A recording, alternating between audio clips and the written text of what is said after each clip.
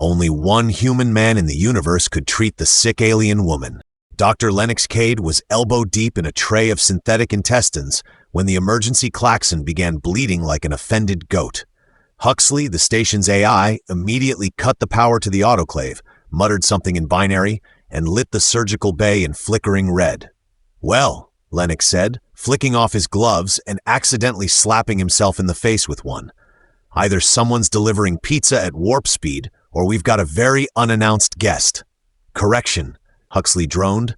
"An unregistered vessel has crash-landed 2 kilometers from Zeta 9.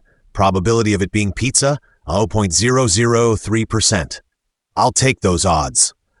Lennox peeled off his lab coat, which had 3 mysterious stains and 1 cartoon duck he couldn't explain. "Prep the rover. The rover's been undergoing repairs for the last 72 days. You mean it's still missing a wheel? 3 wheels, and the left door, and the internal life support scrubber. Ah, so it's a metaphorical rover, precisely." Lennox grabbed his coat, swapped it for a thicker one, then pulled a thermal breather over his nose.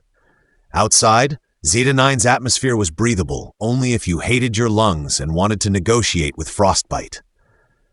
He stepped into the pressure lock, humming the theme song from a show he half remembered from childhood, something with space pirates and genetically enhanced hamsters. The landscape outside the dome was all jagged obsidian and frozen mist, like a goth's fever dream. A thin trail of black smoke curled against the pale violet sky. He squinted. The wreckage was close enough to reach on foot, assuming the planet's famously unmotivated windstorms didn't decide to redecorate his face. 20 minutes and several sarcastic remarks from Huxley later, Lennox reached the crash site. The vessel was shaped like a teardrop, half buried in rock, hull scorched and pulsing with dim blue light. Not a design he recognized.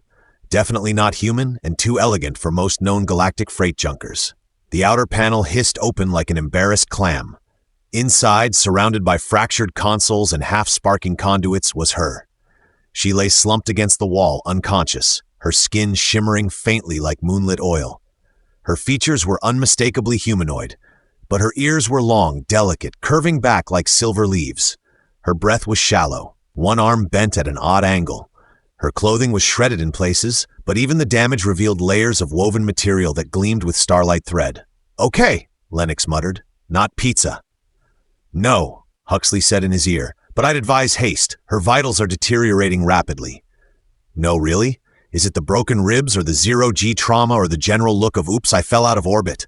Also possible internal quantum destabilization." "That's new." He lifted her carefully. She was lighter than expected. Not fragile, just oddly weightless, like something the universe wasn't entirely sure how to measure. The ship's systems let him exit without protest. Probably dead. Or sulking.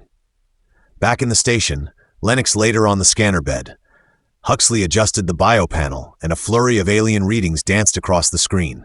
Heart rate, blood chemistry, neural activity, all were off the charts in complexity, with half the values labeled "Nope" or "Consult ancient texts." "Her cells are operating on a frequency not found in any known species," Huxley reported. "They're resonating." "Resonating?"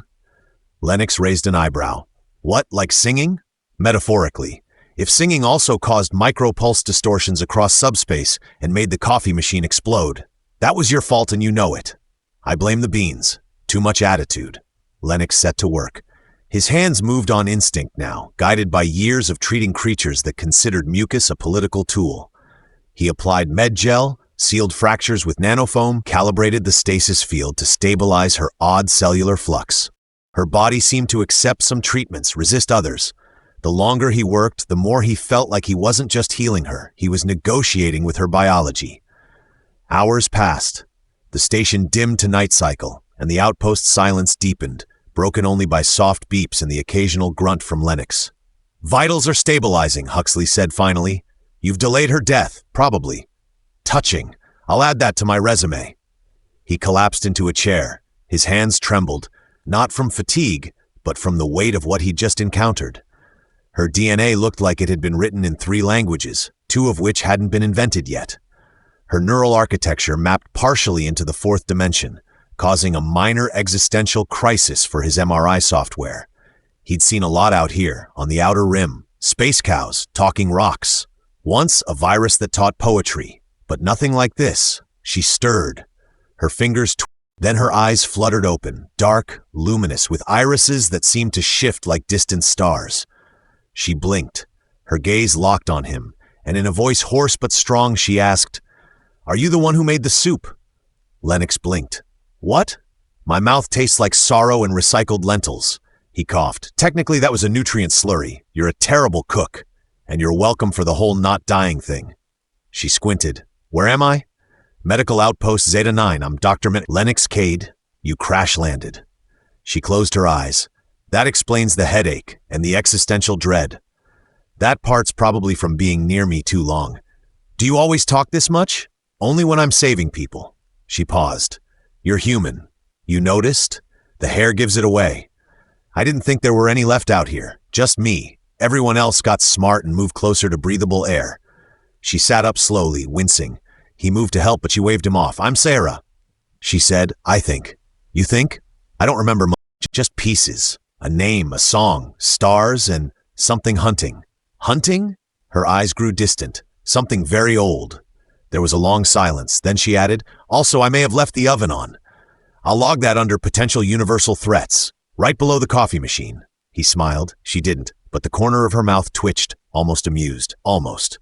Outside, the wind began to howl. The skies flickered, and deep within the station's archives, long dormant codes stirred. Symbols glowed faintly. A system blinked to life. Subject identified. Celestial signature detected. Protocol initiated. But Lennox didn't see it. He was too busy trying to figure out how to treat a woman who might have fallen from myth, and how to make better soup. Sarah had taken over Lennox's favorite chair. Not just figuratively. She was actually in it, legs curled beneath her, wrapped in a thermal blanket that made her look like a sentient burrito. Lennox stood nearby, nursing a cup of something he insisted was coffee, though Sarah was fairly certain it could strip paint off hull plating. "You named your AI Huxley?" she asked, sipping nutrient broth with the kind of caution usually reserved for diffusing explosives. "It was either that or Sir Beepsalot," Lennox replied. "I was going through a literary phase." "Please note," Huxley chimed in, "I did not consent to either name." "Noted and ignored," Lennox muttered, flipping through a hollow display filled with symbols that kept reshuffling themselves when he tried to study them. Sarah watched him. Her memory was still full of holes, vast, star-shaped absences, but instincts lingered. She recognized patterns, felt the wrongness in the station's low hum, saw the way shadows moved slightly off-beat when no one was looking. Her body no longer hurt, not in the normal way. It vibrated with something else. Something dormant waking slowly, like a galaxy stretching after a long nap. "Your tech keeps scanning me like I'm a bomb," she said, raising an eyebrow. "That's because you might be," Lennox replied. "At least according to the quantum fluctuation spikes." "Oh, lovely. Flattering." "The last time we had readings like this, it was because Huxley tried to upload himself into a toaster." "It was an experimental maneuver," Huxley said, "and I regret nothing." Sarah's laugh came out raw, unexpected. It caught them both off guard. "Okay," she said, sobering. "What do you actually know about what's happening to me?" Lennox hesitated. He swiped a few files away and brought up a genetic sequence that pulsed with light like a living thing. "Your biology is incompatible with every known database. Your cells don't just repair themselves. They rewrite local physical constants while doing it. Your DNA sings, literally." Huxley played it through the audio converter, and now the hydroponics bay won't stop growing pineapples. "That was not a feature," Huxley added. "I don't remember any of this," Sarah murmured, "but when you say singing, that feels familiar." "It gets weirder," Lennox said, almost with the glee of someone used to patching up alien space worms with 7 spleens. "There's a lattice of subneural code embedded in your memory center. It's encrypted and old, really old." "How old are we talking?" "Pre-collapse old, before the galactic concord, maybe before language as we know it." "That's impossible. I've said that word exactly 6 times since I came here. Every time, I've regretted it." "Try not saying it this time. No promises." She leaned back, staring at the ceiling. "And the station? Anything unusual?" "Funny you ask. The archives just booted up a program no one's touched in 300 years. Protocol, Celestial Significance." "Sounds pompous. Sounds like you triggered it." Oh, fantastic. It scanned your biosignature while you were unconscious and immediately started decrypting ancient data logs, stuff the station didn't even know it had. Do I get a crown or something? I could make one out of coffee filters. I'll pass. The lights dimmed slightly, not the scheduled cycle, something subtler, like the station adjusting itself around them. Huxley muttered about power reroutes and data surges, and somewhere in the background, a panel hissed open of its own accord. They both turned toward the noise. Please tell me that's normal, Sarah said. If I say yes, will you believe me? Absolutely not. Then no, that's terrifying. They approached cautiously. The open panel revealed a stairwell that hadn't existed yesterday. Lennox scanned it. This wasn't in the station plans, he said. Secret passages, of course. At least it's not glowing ominously. The lights flicked on with a hum. They were, in fact, glowing ominously. I hate everything, Lennox muttered. I'll go first, Sarah said. You're still healing. I vibrate on 3 different spectrums now. I think I'm fine. Lennox sighed. I swear if this or a floating obelisk that speaks in riddles, you'll make a coffee-based peace offering? That depends. Does the obelisk like it strong or mildly traumatic? They descended. The air grew cooler, the walls smoother. Not metal, not stone. Something else. Organic but artificial. After a few minutes, the stairs opened into a chamber pulsing with soft light. Glyphs hovered in the air like holographic fish, swimming in slow loops. Lennox approached one. It shifted into a familiar shape, the double helix of DNA, but twisted, extended. A third strand intertwined with the other two. Triple helix, he whispered. That's your genome. Sarah reached out to one of the glyphs. It danced toward her hand, dissolving into her skin. She inhaled sharply. I know this place. Memory? No. Deeper. The chamber responded to her voice. A platform rose from the floor, revealing a sphere of light suspended in a containment field. Inside an image, billions of stars, and then one by one they blinked out, like someone pinching the universe closed. This is a warning, Sarah said. This is what's coming. Okay, now it's officially above my pay grade. There's no pay grade here. Exactly.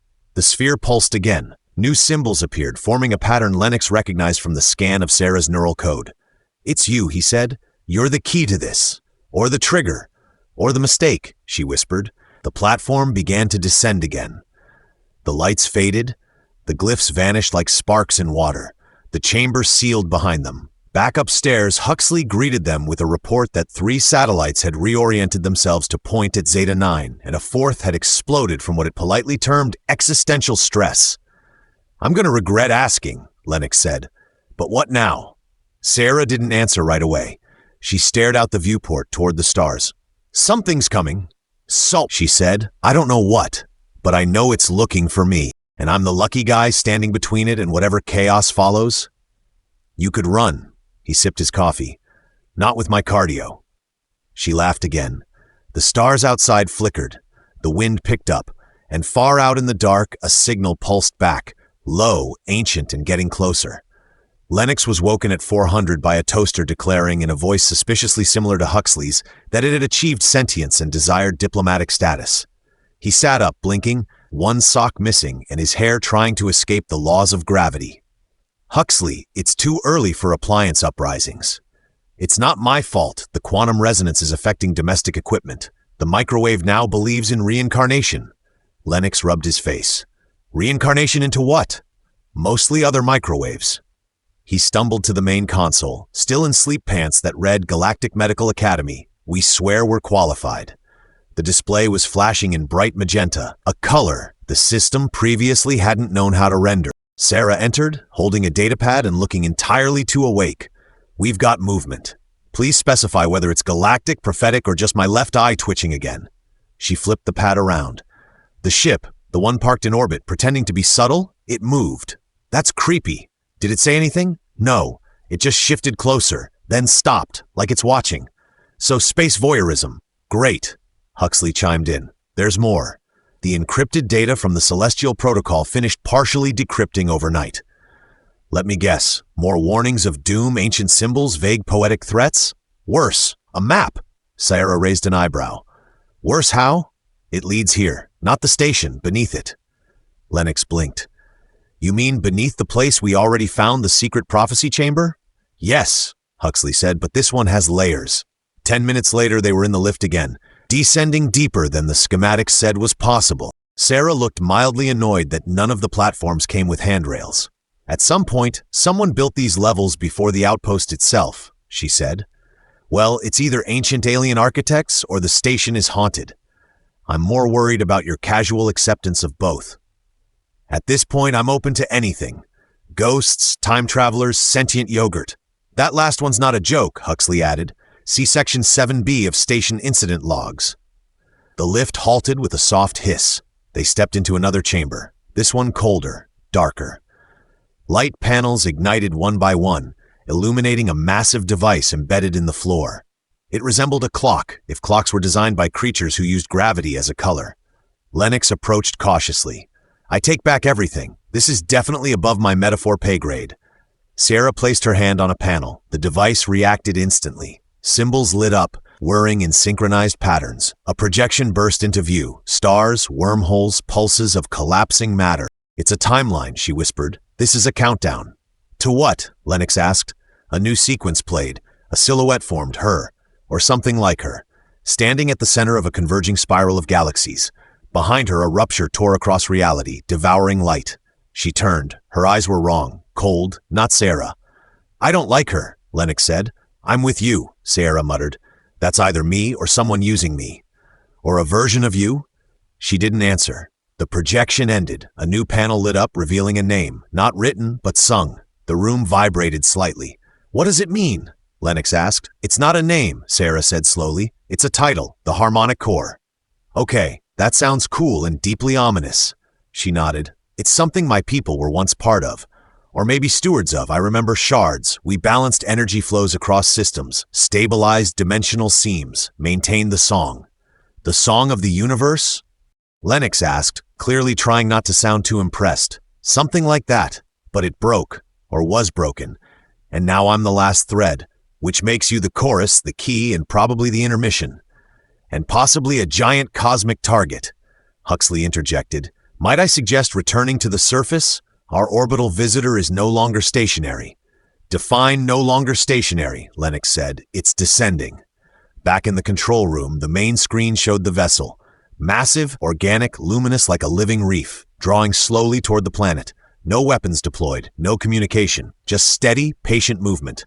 It's not attacking, Sarah said. It's hovering with intent, Lennox muttered. That's almost worse. Huxley flashed a new alert. Incoming signal. Not words, emotive transmission. Sarah frowned. Put it through. The console vibrated softly. A wave of sensation hit them. Melancholy, expectation, recognition.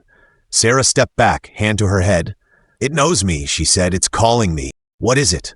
A vessel, sentient. It was part of the Harmonic Fleet. It's one of ours. One of yours from back then? Before everything fell apart. Cool, Lennox said. So what does it want now? Tea? Apology letters? The Wi-Fi password? It wants me to finish what was started, to reconnect, reactivate. Reactivate what? The Harmonic Core. She looked out at the vessel. Her reflection in the glass wavered, momentarily becoming the cold-eyed version from the projection. I'm scared, she admitted. Lennox blinked. Oh, thank God. I thought it was just me. She turned to him, smirking. Just you and your coffee. Hey, it's almost a weapon at this point. They stood in silence as the ship drew closer. Next move, he asked. We go aboard. It's waiting.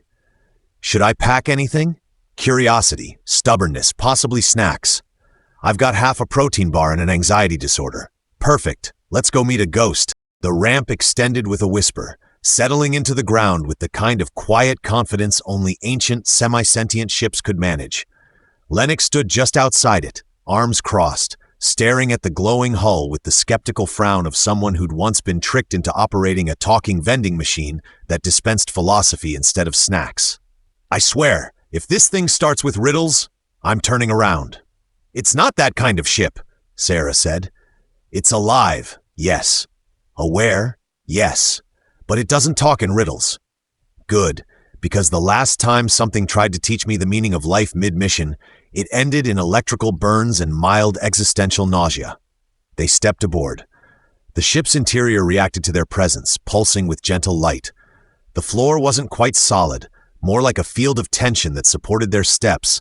springy in a way that reminded Lennox of over-engineered mattress commercials. The first chamber greeted them with silence. No crew, no blinking console, just a circular room with veins of energy spiraling through the walls. "Okay, so not the Death Lounge," Lennox said. "I appreciate that." "It's reading me," Sarah murmured, trying to confirm who I am. "Let's hope it doesn't have facial recognition software. I don't look like my ID photo either." A ripple passed through the room. Symbols appeared mid-air, holographic and elegant, slowly coalescing into a familiar pattern. The triple helix, again. Then a pulse of sound vibrated through the floor. A harmonic chime, soft and resonant. Sarah closed her eyes. "It's syncing. It wants to complete the bond." What does that mean exactly? Emotionally, logistically? It means the ship still recognizes me. Even if I don't remember everything, it's showing me what I was.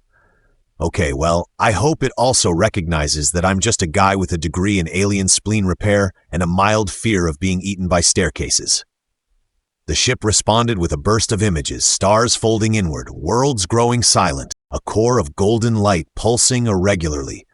Then Sarah, standing at its center, reaching towards something, before the vision shattered. She staggered. Lennox caught her. "You okay?" "Yes, I don't know. That was before. I was someone else. I was still me. But more. I led others like me. We traveled the folds. We repaired. We were the harmonic net. Intergalactic repair service? In a way, we stitched the tiers in space-time. But something went wrong. Something vast. I think I broke. Or was broken. So now you're back, and the universe is sending you your space car to finish the job?" She didn't answer. Another panel opened. This time it led to a chamber with a low platform. A sphere floated above it, flickering softly. When Sarah approached, it lit fully. The ship pulsed in response. "She's showing me the core," Sarah said.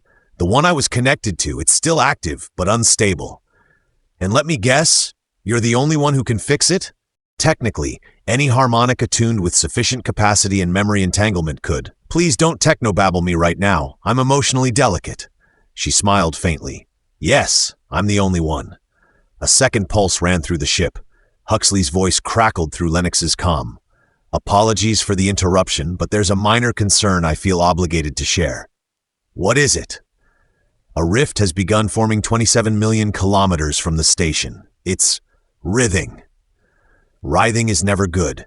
It appears to be stabilizing into a semi-permanent anomaly. I ran simulations. None of them end with confetti. Sarah looked at the sphere. "It's already starting. If the core doesn't resynchronize, the rupture will widen." "What's on the other side of it?" "Possibly nothing. Possibly made matter, the kind that forgets how physics works." Lennox looked around. "Then this ship, this is what you need to fix it?" "It's not enough. I need to bond to it fully. Finish what I started. But there's a risk." "Of course there is. There's always a risk, especially when the word bond is used in a spaceship. If I do this wrong, I won't survive the integration." Lennox stared at her. "Define wrong." "If I'm not whole, if I've forgotten too much of what I was, then the system may reject me, overwrite me." "Well, on the bright side," he said, "I've got experience in handling rejection, usually with much more wine involved." She reached out to the core. It shimmered, glowing in rhythm with her pulse. Data flowed into her. Her eyes widened. "I remember them now," she said quietly. "The others, there were 7 of us. Harmonic agents. We spanned the galaxies. I was the last to fall." "Fall? Corruption. Something got in. Something wrong. A fracture. It started singing backward. That's horrifying.